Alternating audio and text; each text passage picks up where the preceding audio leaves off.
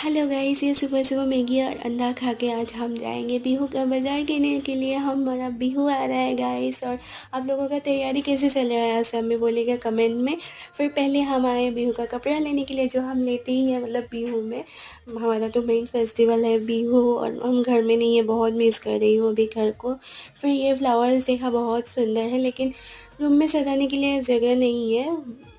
मतलब लेने के लिए मन कर रहा है, लेकिन रूम में सजाने के लिए जगह नहीं है। फिर आए हम कुछ खाने के लिए। सुबह ही मैगी खाई थी, अभी भूख लग रही है। फिर बहुत दिनों से मेरे को रोल खाने का मन कर रही थी, इसलिए रोल ले लिया और पूरा ठूस रही हूँ एकदम पेट भर के। भूख भी लग रही थी।